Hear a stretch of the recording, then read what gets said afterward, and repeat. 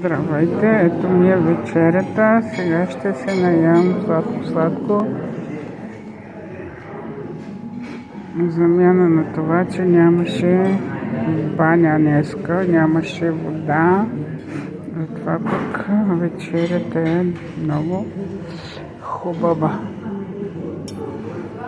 Реших да направя видео за нея.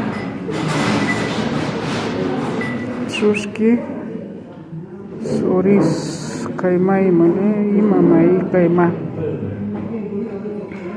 И заповядайте. Благодаря. И сос бешамел, а и кисело млекце. Преди малко снимах една котка. Тази същата котка. Няма да ям вас,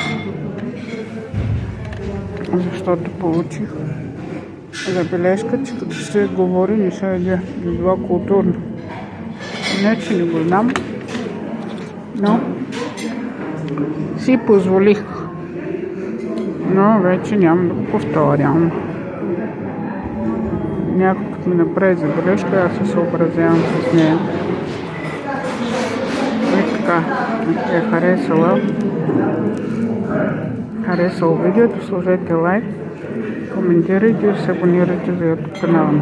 Сега като се наям,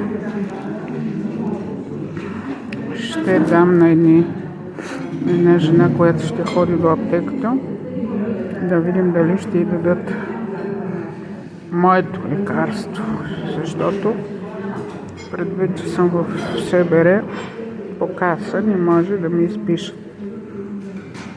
Трябва да си го взема на мои разноски. Добре, че е ефтино. И така, до нови срещи.